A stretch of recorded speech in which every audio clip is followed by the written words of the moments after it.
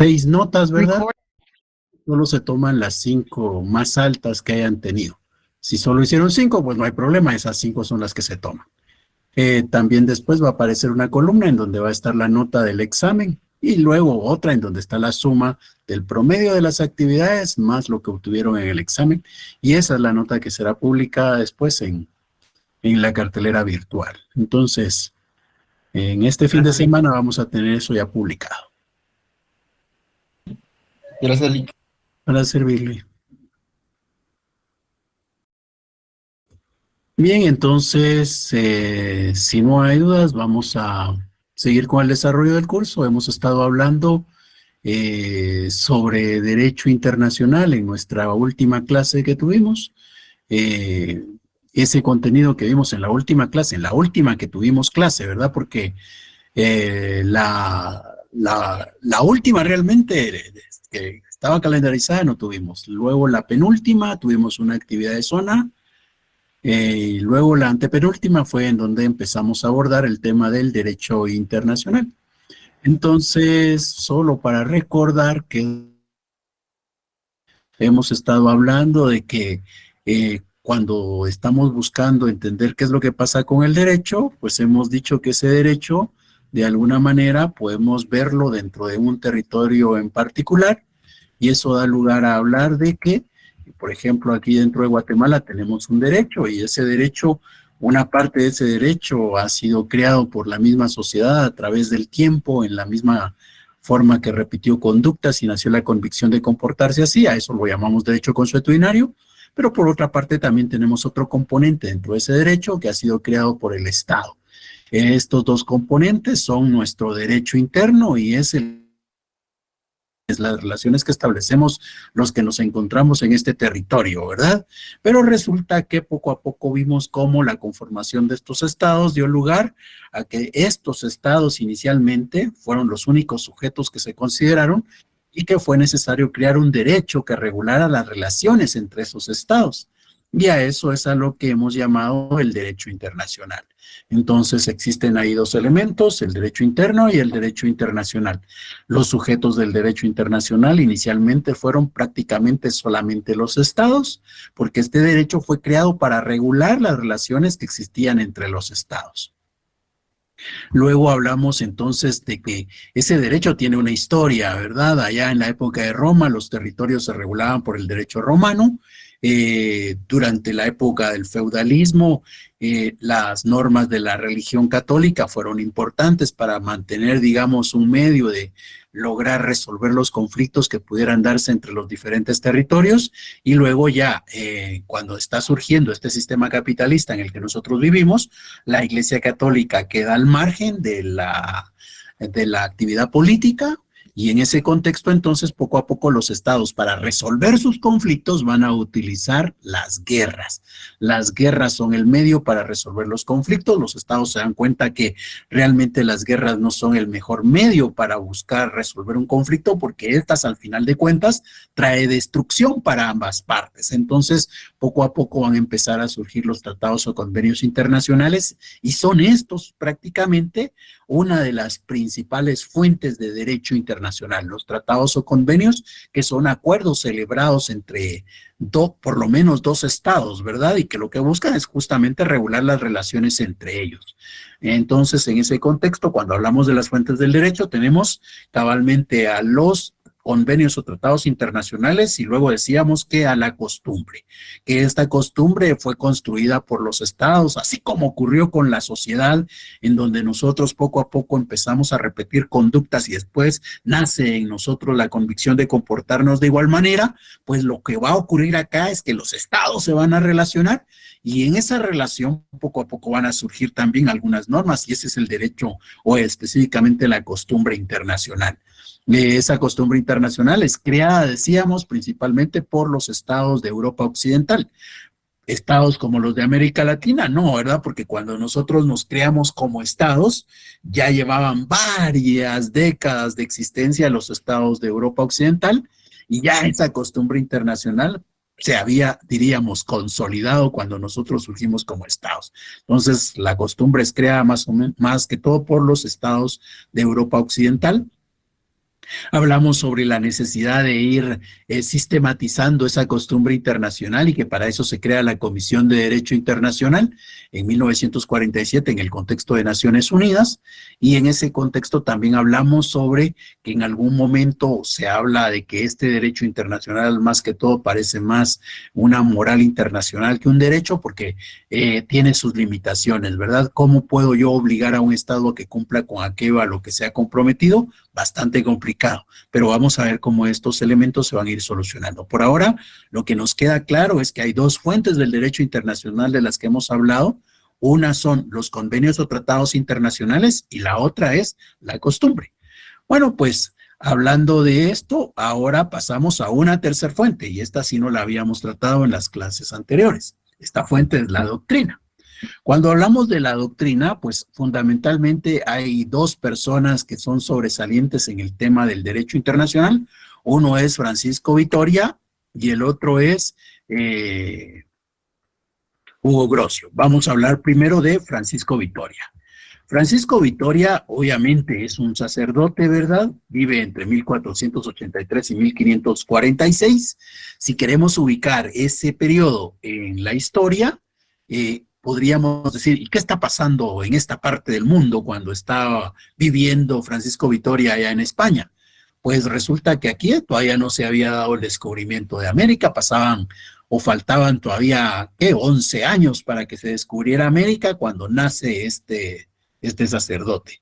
Este sacerdote va a nacer 10 años antes del descubrimiento de América, va a vivir en la época en que se da la conquista de esta parte del mundo, prácticamente él vive el descubrimiento, la conquista y sobre todo los primeros años de la colonización, ¿verdad? Esa es la época en la que él está viviendo. Y este señor va a escribir, y va a escribir de diferentes temas, y uno de esos temas, pues, va a ser también de economía. Cuando él habla de economía, él dice que hay actividades que vienen a ser algo así como pecado, digamos.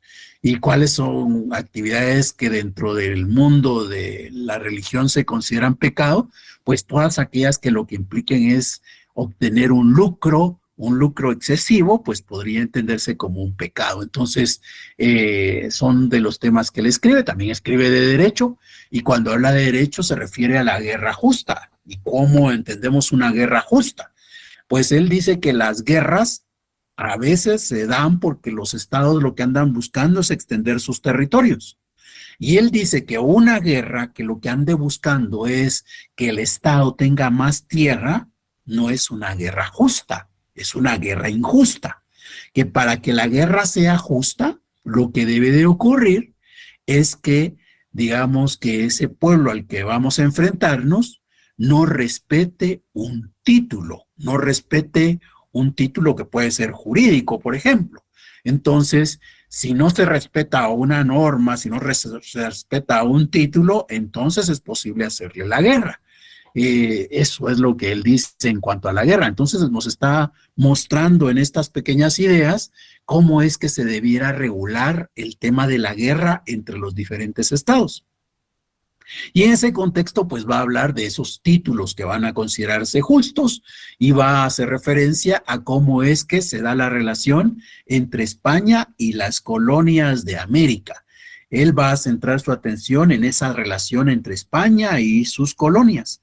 Entonces, ahí estamos viendo cómo está surgiendo alguna explicación de cómo debe existir, de cómo debe darse ese derecho que va a regular las relaciones entre territorios distintos, en ese momento entre España y esta parte de América. Y obviamente va a hablar en su momento de las leyes de Indias, de las cuales seguramente ustedes recordarán que algo habrán estudiado en su curso de historia el año pasado, ¿verdad? Esas leyes que iban orientadas a regular esta parte del mundo y que mostraba cómo se daba la relación entre la corona española y la burocracia que existía en esta parte de América. Bueno, pues esas líneas generales que hemos descrito ahí nos muestran cómo poco a poco se empieza a escribir por parte de personas que estudian derecho con relación a cómo deben de regularse las relaciones entre los estados. Luego tenemos a Hugo Grocio. Hugo Grocio va a vivir entre 1583 y 1645. Es posterior, obviamente, a Fray Francisco Vitoria. Él también está en Europa, pero a él le va a preocupar más lo que está pasando en Europa. Él no va a referirse a la relación entre España y las colonias que hay en América, sino más a las relaciones que se dan entre los países, entre los estados de Europa. Entonces él empieza por decir que el hombre es un ser social por naturaleza, por lo que las normas de convivencia que hay en la sociedad son naturales e inherentes al ser humano. Y para eso entonces va a escribir el Tratado de Grocio, y en este tratado va a hacer referencia a cómo debiera regularse los temas de la guerra, cómo debiera regularse los temas de la paz. Obviamente estamos haciendo referencia a un momento en que la guerra viene a ser el principal instrumento que están usando los estados para resolver sus conflictos, ¿verdad? Entonces ahí es donde empiezan a surgir las primeras ideas, y esta es una muestra de cómo es que la doctrina se vuelve una fuente de derecho internacional también. Otro elemento que va a permitir brotar normas en el derecho internacional es la jurisdicción. Cuando hablamos de la jurisdicción, estamos refiriéndonos a una potestad, ¿verdad? Se recuerdan que esto lo han estudiado ustedes en otros cursos. La jurisdicción es una potestad. La jurisdictio, decían los romanos, ¿verdad? ¿Y qué es? Es una potestad, es un poder, es una facultad. La facultad de conocer, la facultad de resolver los conflictos que puedan existir. Bueno, pues, ¿cómo es que surge esa jurisdicción internacional? ¿Cómo surge ese poder que va a permitir conocer y resolver los conflictos que puedan darse entre los estados? Primero, lo que hicieron los estados fue, si estaban en un plan de considerar que la guerra no es la mejor opción para resolver los problemas, entonces, ¿qué oportunidad tenemos para poder llegar a resolver nuestros problemas? Y ahí fue creándose poco a poco el arbitraje, en donde en el arbitraje lo que van a hacer es, digamos, conseguir a otro estado que venga y esté en medio de estos dos estados que están en conflicto, tratando de encontrar una solución en función de lo que cada uno de estos quiere. Entonces, el arbitraje fue un medio que se utilizó para resolver los conflictos, pero obviamente el arbitraje no va a garantizar mucho, ¿verdad? Porque si bien podrían llegar a tener un acuerdo ambos estados gracias al arbitraje, no existe la forma de asegurar que aquel cumpla con aquel compromiso que adquirió en el marco del arbitraje, porque el arbitraje lo que implica es simplemente un amigo componedor que va a buscar que aquellos dos estados que están en conflicto lleguen a un acuerdo, pero y si ya hemos llegado a un acuerdo, ¿cómo puedo obligar a mi vecino a que respete el acuerdo? ¿Qué hago yo si resulta que ese estado vecino le importa poco lo que acordamos y sigue con la práctica que a mí no me agrada? Entonces, bajo ese contexto, era necesario crear este poder, crear esta jurisdicción internacional. Y su creación se va a dar prácticamente en el seno de Naciones Unidas. En ese seno de Naciones Unidas, siempre dentro de la carta que dio lugar a la conformación de este organismo, pues vamos a tener la Corte Internacional de Justicia desde 1945. ¿Y cuáles van a ser las funciones de la Corte Internacional de Justicia? Sus funciones principales son resolver por medio de sentencias las disputas que le sometan los estados. Entonces, no es que de oficio venga a la Corte Internacional de Justicia y diga, yo veo que allá hay un conflicto y lo voy a ir a buscar resolver. No, tienen que ser los estados los que van a someter su disputa ante la Corte. No es que la Corte ande buscando los conflictos para darle solución, es que los estados que están en conflicto vayan ante ella y sometan esa disputa, ese conflicto que tienen para que les ayude a resolverlo. Ahora, algo que hay ahí es que cuando se va a resolver, primero, ¿qué estados son los que pueden llevar su disputa ante la Corte Internacional de Justicia?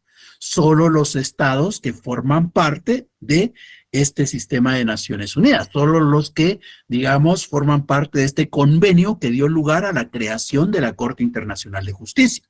Si por ahí hay un estado que no forma parte de este convenio, pues ese estado no puede llevar su disputa ante la Corte. El que yo quiero llevar ante la Corte porque considero que yo tengo derecho, Entonces, de repente yo sí formo parte del convenio, ¿verdad? Y por ser parte del convenio voy a la corte, pero la corte tendría que conocer un conflicto en donde yo sí soy parte de ese convenio que creó a la corte, pero aquel estado no. Entonces tampoco se podría. La corte lo que va a exigir es que los estados que sometan su disputa ante ella, ambas partes formen parte del convenio que dio lugar a la creación de la Corte Internacional de Justicia. Entonces, esos son los elementos que van a ir limitando la aplicación de esta jurisdicción.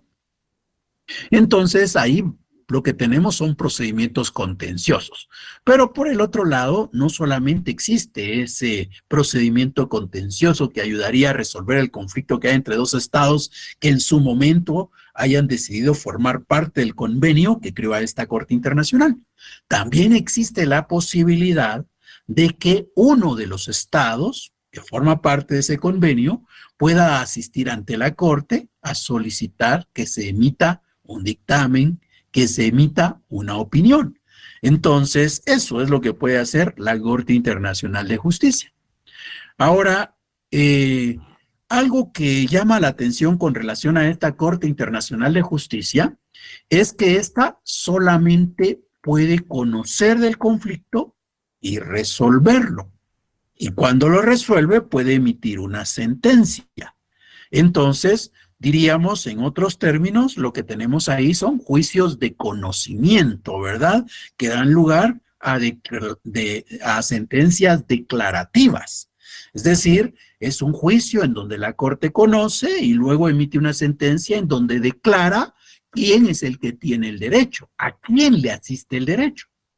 Bueno, pues, si nosotros tenemos un conflicto con Belice, por ejemplo, pues sometemos nuestra disputa ante la Corte Internacional de Justicia, la Corte Internacional de Justicia va a dictar una sentencia y ahora lo que queda es, bueno, mostrar ahí que hubo un conocimiento y que se emite una sentencia y en la sentencia va a decir quién tiene la razón o va de alguna manera a establecer en derecho cómo corresponde para cada uno la decisión. El asunto está en que, ¿qué es lo que podemos hacer después? Se ha dictado la sentencia y realmente el que fue condenado, digamos, va a cumplir con esa sentencia. Nosotros sabemos que en nuestro derecho interno existen esos juicios de conocimiento que dan lugar a una sentencia declarativa, pero que después, ¿qué es lo que se espera? Una vez se ha dictado sentencia, esperamos que el que ha sido condenado la cumpla, ¿verdad? Cumpla, se apegue a la sentencia. Y sabemos que si aquella persona no cumple con la sentencia, entonces yo puedo iniciar un juicio de carácter ejecutivo para obligarlo a que se apegue a la sentencia. Pero en el derecho internacional, la Corte Internacional de Justicia solo va a conocer y resolver, solo va a declarar quién tiene el derecho. Ahora, si yo quiero ejecutar la sentencia de la Corte Internacional de Justicia, no tengo cómo. No hay un órgano que se encargue de velar porque se respeten, porque se acaten las sentencias de la Corte Internacional de Justicia. Jurídicamente no tengo yo cómo buscar la ejecución de esa sentencia que emitió la Corte Internacional. Entonces, ¿qué es lo que hay dentro de esa estructura de Naciones Unidas? Existe el Consejo de Seguridad. El Consejo de Seguridad fue creado también en ese mismo contexto, en ese mismo año, y este Consejo de Seguridad no es un órgano jurídico, es un órgano de seguridad. Este es el único órgano de Naciones Unidas cuyas decisiones las toman los Estados miembros conforme a la Carta y están obligados a cumplirlas. Cuando se presenta una controversia, la primera medida del Consejo es generalmente recomendar a las partes que lleguen a un acuerdo por medios pacíficos. Puede imponer embargos, sanciones económicas o autorizar el uso de la fuerza para hacer cumplir los mandatos. El Consejo de Seguridad es un órgano de carácter militar, ¿ya? Es un órgano de carácter militar. Es un órgano que no está al servicio de la Corte Internacional de Justicia. La Corte Internacional de Justicia es un órgano de carácter jurídico, es un órgano jurisdiccional. El Consejo de Seguridad es un órgano de carácter militar. no hay relación entre ellos. Pero, ¿qué es lo que queda en ese contexto? Lo que quedaría es esperar que el Consejo de Seguridad apoye para que aquel Estado que ha sido condenado cumpla con la sentencia emitida por la Corte Internacional de Justicia. El Consejo de Seguridad se ha utilizado en la práctica como un órgano que ayuda a ejecutar las sentencias de la Corte. Pero como no es un órgano jurídico, no es un órgano de derechos, sino es un órgano militar, no siempre va a velar porque se cumplan las sentencias. Incluso ocasionalmente la historia nos muestra ejemplos en donde el Consejo de Seguridad está yendo en una línea distinta a la que había resuelto la Corte Internacional de Justicia. Y en otros casos se tiene la sentencia de la Corte Internacional de Justicia, pero el Consejo de Seguridad se muestra indiferente ante tal situación. Y hay otros conflictos en donde va a participar el Consejo de Seguridad y va a actuar aun cuando todavía la Corte Internacional de Justicia no ha resuelto ese procedimiento, ese conflicto que hay. Entonces, esas son, digamos, de las limitaciones que tiene la jurisdicción internacional. La limitación acá es que si bien existe la posibilidad de que se dicte una sentencia, no hay cómo asegurar la ejecución de la misma. Bien, entonces, esto que hemos estado hablando que nos muestra que el derecho internacional muestra algunos rezagos, tiene algunos rezagos. Y estos rezagos los logramos identificar cuando vemos lo que ocurre en la realidad y también cuando lo relacionamos con lo que normalmente nosotros vemos en el derecho interno, ¿verdad? Entonces, en ese contexto, por ejemplo, un rezago que tiene el derecho internacional es que prácticamente el mundo va más adelante. La dinámica de la sociedad ha superado a ese derecho internacional. Como hemos visto, la Carta de Naciones Unidas es de 1945. Ahí es donde podemos encontrar los temas de la Corte Internacional de Justicia, el Consejo de Seguridad y otros elementos, y resulta que esos convenios en general son rígidos, mientras que la realidad es dinámica. Entonces, hoy estamos viviendo, por ejemplo, un proceso de globalización, y ese proceso de globalización rebasa en mucho a lo que se ha logrado por parte de los estados a través de la creación de esos convenios o tratados internacionales. Por otro lado, resulta que recuerdan que ese derecho internacional nació primero pensando en cómo regular las relaciones entre los estados, pero ahora hay otros entes de carácter internacional. Ya no solo los estados existen esos organismos internacionales de los que ya hemos hablado en otra ocasión cuando tratamos el tema de la soberanía, porque estos mismos estados en sus convenios, en sus tratados, han creado esos organismos. Y ahora resulta que Guatemala, por ejemplo, entra en relación con esos organismos. Ya el estado de Guatemala no solamente se relaciona con otros estados, se relaciona con otros entes de derecho internacional, como esos organismos. Entonces, resulta que este derecho debe ir poco a poco ampliándose para ir incluyendo nuevos sujetos de derecho. Y otros temas que van a mostrarnos rezagos es lo que tiene que ver con algunos delitos, como por ejemplo el que tiene que ver con el narcotráfico, que resulta que ahora ya no es, poco a poco está siendo rebasado, ya deja de ser uno de los delitos más fuertes y resulta que la trata de personas viene a ser uno que se marca más, ¿verdad? Pero ¿qué nos muestra el narcotráfico, por ejemplo? Nos muestra que los delitos no se cometen solamente en un país, que las víctimas de un delito no necesariamente se encuentran en ese mismo territorio en donde se han realizado las actividades delictivas.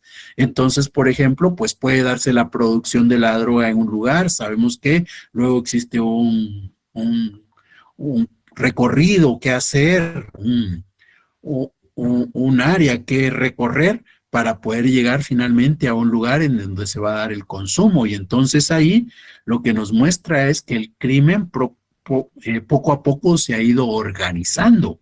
La delincuencia se ha organizado, la delincuencia ya prácticamente no reconoce las fronteras Y bajo esas circunstancias, los estados poco a poco tienen que hacer esfuerzos también para que haya una mayor cooperación entre ellos, sobre todo para enfrentar delitos de este tipo, delitos de carácter transnacional.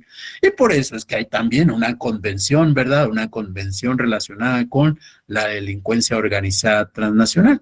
Convención que tiene mucha incidencia en lo que ahora está pasando en Guatemala, porque esa convención contra la delincuencia organizada transnacional es la que trae una modificación a nuestro derecho interno. Nosotros buscamos recibir ese derecho internacional, esa convención internacional contra la delincuencia organizada transnacional, ese convenio internacional, lo buscamos recibir dentro de nuestro derecho interno. Y la reforma que se hizo en este derecho interno es esa que se discute ahora tanto, ¿verdad? Que hace referencia a que si un juez puede o no mandar a cancelar o a suspender una persona jurídica. Cabalmente esa norma deriva de aquella convención.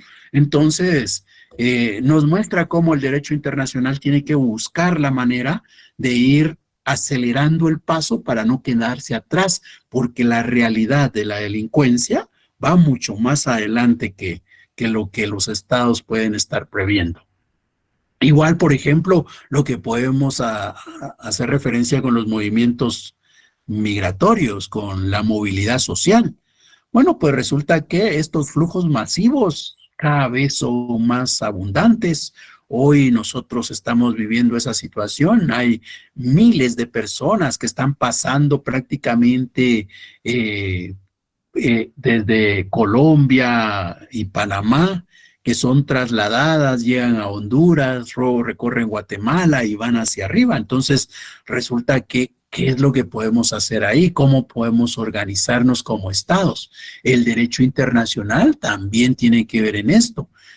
Cómo regular el tema migratorio a nivel internacional. Nosotros hoy tenemos en el derecho interno, tenemos un código de migración, pero también sabemos que aquí existen instituciones de Naciones Unidas o oficinas de Naciones Unidas como por ejemplo la OIM, la Organización Internacional para las Migraciones, que lo que hacen es de alguna manera ir estableciendo alguna coordinación para poder asegurar un mejor papel del Estado en la protección de los derechos de estas personas, porque no se trata simplemente de cerrar la frontera y evitar el paso, sino de recordar que existe un derecho a migrar y que ese derecho a migrar debe ser respetado, ¿verdad? Y que hay que crear condiciones para que las personas puedan ejercer ese derecho. Entonces ahí son temas en donde el derecho internacional tiene todavía rezagos que enfrentar. Igual, como habíamos dicho ya antes, el tema de la trata de personas.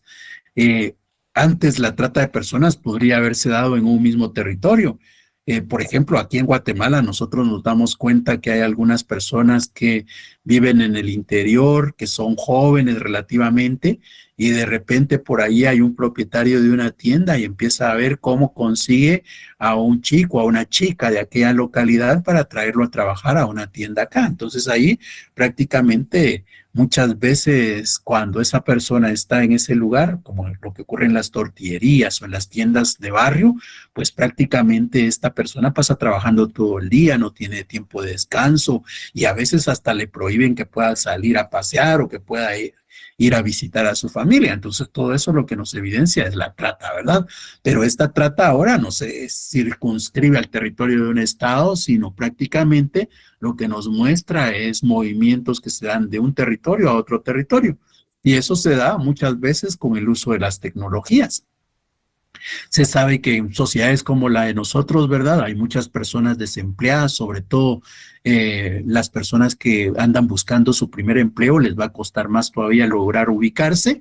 Entonces, ¿qué es lo que hacen estos señores? Pues estos agresores lo que hacen es, por ejemplo, colocar anuncios en Facebook, tratar de contactar a la persona, de alguna manera logran coaptarla y entonces después le ofrecen que pueda trasladarse a tal lugar y entonces le quitan sus documentos en el traslado para que ya no pueda comunicarse, para que ya no pueda salir de ahí o la amenazan con que podrían matar a sus familiares y en ese contexto pues se da el desplazamiento de las personas de un lugar a otro. Hay noticias sobre qué es lo que pasa, por ejemplo, con migrantes que se quedan atrapados en México por parte de grupos dedicados al narcotráfico y que lo que hacen es prácticamente obligarlos a trabajar, se dan los trabajos forzados en esas condiciones. Entonces, todos esos temas lo que implica son que los estados ya no tienen que estar pensando únicamente en lo que ocurre en su territorio,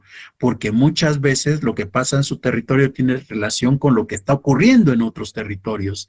Y así entonces es necesario que se vayan celebrando cada vez más convenios que permitan definir las reglas sobre qué papel le corresponde a cada uno de los estados y cómo deben de cooperar entre ellos para poder luchar contra estos flagelos que hay en la sociedad. Entonces, estos son algunos de los elementos y como hemos dicho, también las niñas, niños y adolescentes pueden ser de alguna manera víctimas, ¿verdad? Porque, por ejemplo, con los medios tecnológicos, como hemos dicho, pues a veces lo que se hace es ganar la confianza del niño, ganar la confianza de la niña.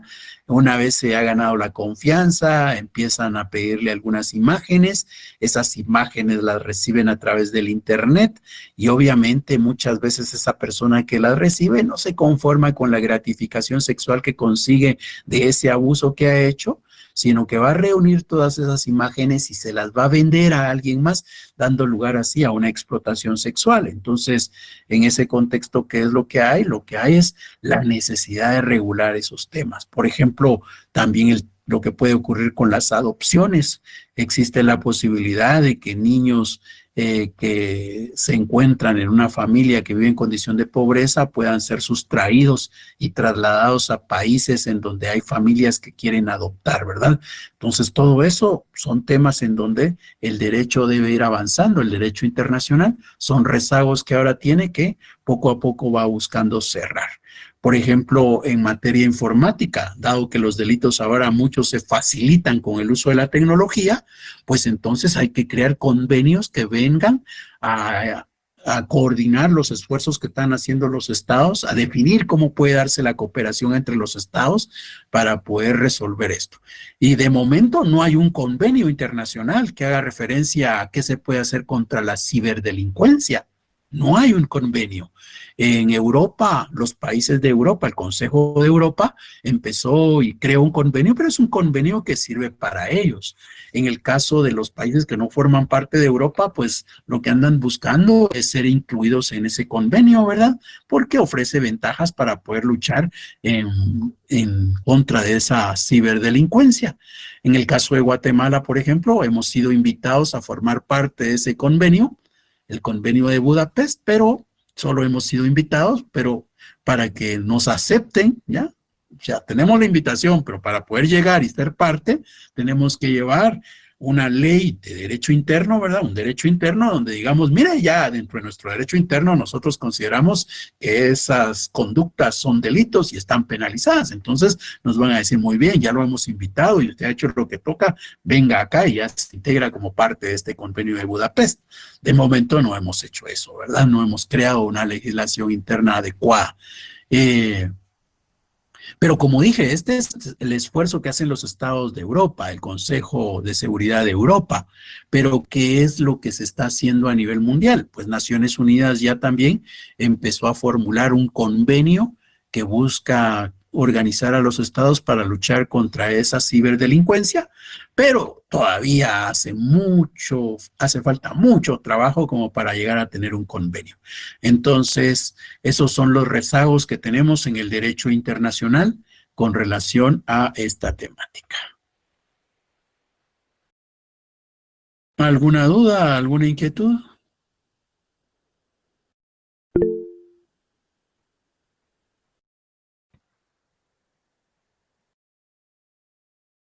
Buenas noches, licenciado. Buenas noches. Tengo una consulta, no sé si viene el caso, usted me dirá. La Corte Internacional de Derechos Humanos puede emitir sentencias, no sé si lo estoy diciendo bien, de carácter penal. Por ejemplo, si se dan cuenta que una persona cometió un delito como asesinato o algo así, ellos pueden dictar este tipo de sentencias o únicamente le sugieren al país en cuestión cómo proceder ante algo así. Ya, muchas gracias. Solo déjeme ver algo que no logro entender qué pasó. Solo una pregunta, ¿ustedes vieron la presentación que tenía en pantalla o solo yo la miraba? Solo usted, Solo Lick. usted la miró. Sí, ¿verdad? Sí, De no eso me sé, estoy dando y cuenta ahora.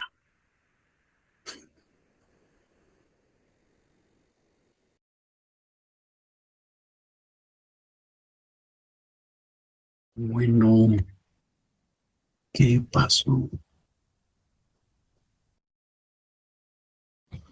Solo déjenme resolver esto primero, aunque no sé si nos va a servir todavía. Licenciado, yo tengo entendido que la Corte Interamericana de Derechos Humanos solo emite sentencias contra estados, en el cual, así como el gobierno de Guatemala, que está suscrito, tiene que cumplir lo que indique la sentencia de la Corte Interamericana. Así es. Es que yo creo que el Lick está hablando de la Corte Internacional de Justicia. Muchas gracias. Permítame ustedes que no entiendo qué es lo que me está pasando con la computadora.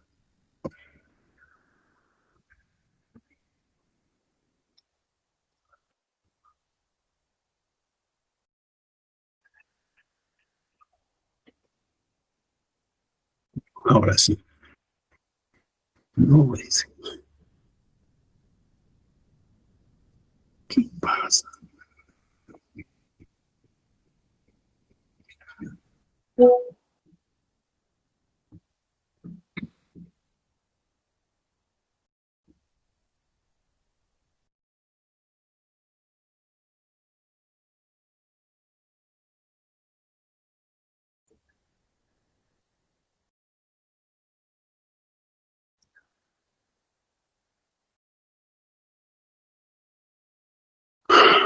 Por alguna razón no me está dejando compartir la pantalla. Bueno, vamos con las respuestas entonces. Sí, definitivamente, aquí hemos estado hablando de la Corte Internacional de Justicia, ¿ya? La Corte Internacional de Justicia que lo que busca fundamentalmente es resolver las disputas que hay entre estados, ¿ya? Ahora, cuando la compañera habla de derechos humanos, ahí lo que tendríamos es, por ejemplo, la Corte Interamericana de Derechos Humanos. Ahí sí, ¿quién puede acudir ante la Corte Interamericana de Derechos Humanos? Bueno, pues resulta que ahí, como bien lo dice ya el nombre, ¿verdad? Lo que va a buscar es establecer si un Estado ha vulnerado o está simplemente amenazando los derechos humanos de una persona o de una colectividad. Pero obviamente para que conozca la Corte Interamericana, no es de que nosotros directamente nos vamos con ella, hay que seguir los procedimientos internos que correspondan. Y cuando ya internamente no existe otra opción, es que podemos ir a la Corte Interamericana. Ahora, no es que vayamos tampoco directamente ante la Corte Interamericana, hay que ir ante la Comisión primero, porque la Corte Interamericana conoce de los conflictos que la comisión le presenta. Entonces, no es tan sencillo, ¿verdad?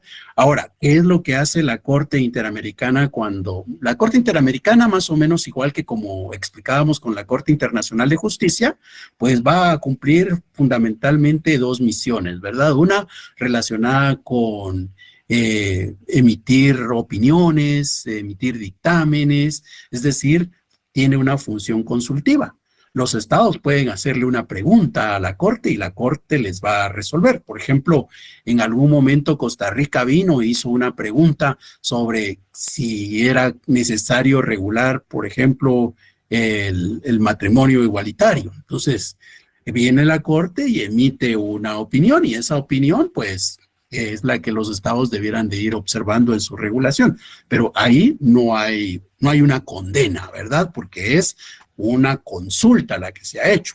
Pero hay otros casos en donde sí, entonces vamos a la función contenciosa que va a cumplir la Corte, y ahí sí lo que puede hacer es emitir sentencia. Se emite la sentencia en contra del Estado de Guatemala, por ejemplo. Hay un caso bastante sonado para el país, para el Estado de Guatemala, y este ocurrió hace muchos años. Lo que pasó fue que, digamos que hay unos niños, unos hermanitos que fueron dados en adopción.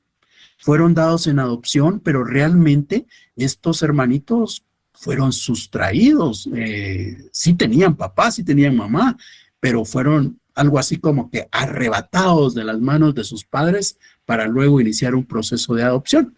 Entonces, llega un momento en el cual viene esta Corte y lo que tiene es un expediente en donde se está acusando al Estado de Guatemala de que ha violentado los derechos humanos de aquellos hermanitos, ¿verdad?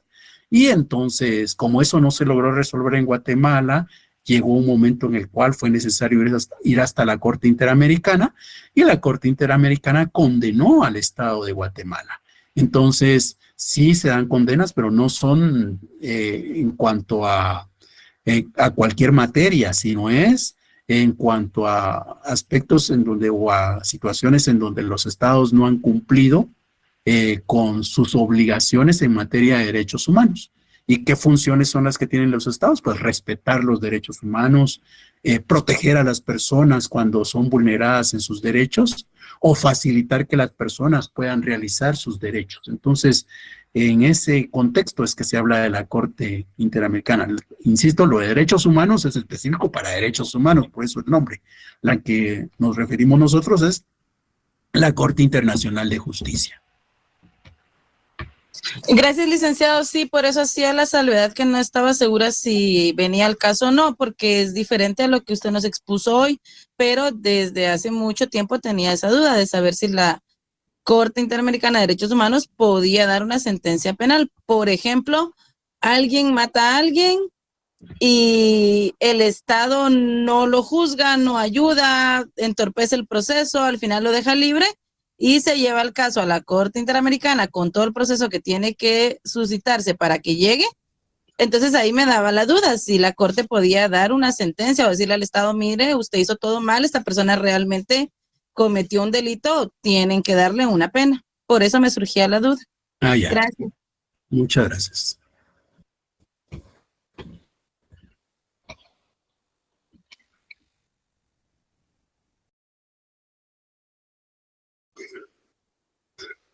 No quiere que compartamos pantalla. Bueno, si no hay dudas, entonces nos vamos a quedar acá y vamos a seguir en clase el próximo miércoles, la próxima semana. Sí, Heidi. Buenas noches, licenciado. Buenas noches. Solo tenía duda. Cuando usted hablaba de rezagos del derecho internacional, dio varios ejemplos. Todos estos se refieren a como cosas que faltan o como cosas que están por resolver o que todavía no se están trabajando. No lo entendí, yo estaba tomando nota, pero sentí como que lo explicó muy rápido y no logré entender muy bien a qué se refiere con rezagos del derecho internacional. Muchas gracias. Bien.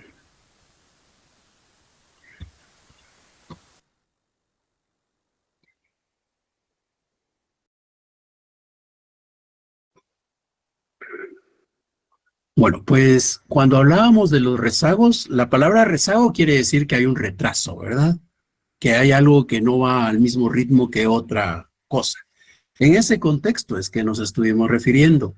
Prácticamente lo que dijimos fue que el derecho internacional tiene como principal fuente los convenios o tratados internacionales. Pero esos convenios, esos tratados internacionales se aprueban considerando lo que se vivió en el pasado y lo que se está viviendo en ese momento. Eso es lo que da lugar a esos convenios. Pero resulta que la realidad no se quedó ahí, la realidad siguió avanzando, evolucionó, la realidad social es dinámica.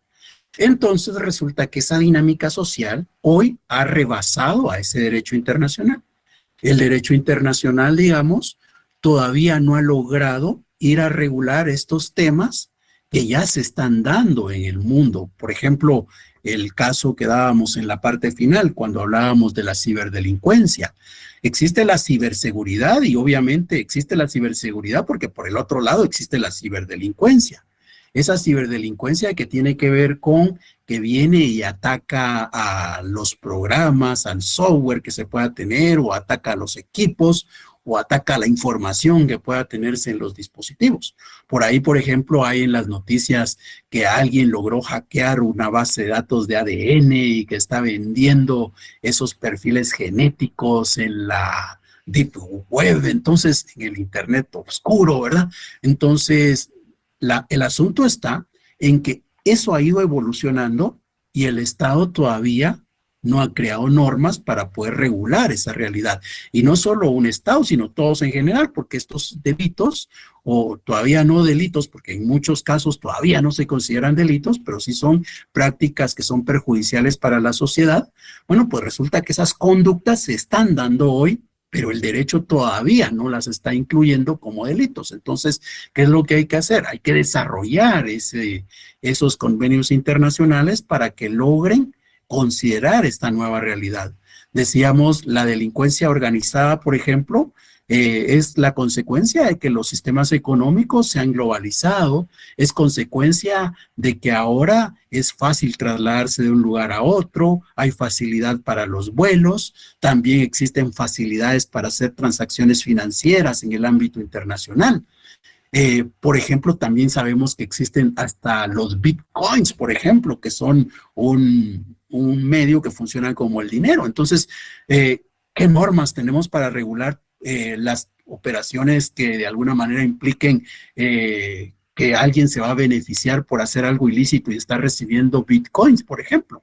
Eso a nivel internacional no está regulado. En el derecho internacional todavía no tiene convenios que permitan a los estados cumplir algún papel de colaboración o de cooperación para enfrentar esas situaciones. Entonces, a eso nos referíamos con los rezagos, los retrasos que tiene el derecho internacional, que de alguna manera son consecuencia de que se ha quedado estático en frente de una realidad que ha sido bastante dinámica en las últimas décadas. Listo, Liga, ahora sí ya me quedó bien claro. Gracias. Y bueno, muchas gracias a usted. Bueno, entonces, como decía, nos quedamos acá. Si alguien no se realizó el examen ordinario por cualquier causa, no importa, por favor se recuerdan que tienen que solicitar un extemporáneo. Entonces, solo he recibido una solicitud de extemporáneo. Si alguien no se examinó, por favor, presenta su solicitud. Les agradezco la atención, se cuidan y estamos en clases el próximo miércoles. Feliz fin de semana. Gracias. Gracias, Luis. Gracias, licenciado. Feliz noche. Feliz noche. Feliz noche, Luis. Igualmente. Gracias, licenciado. Buenas noches, licenciado. A la orden. Feliz noche. Buenas noches, Igualmente. licenciado.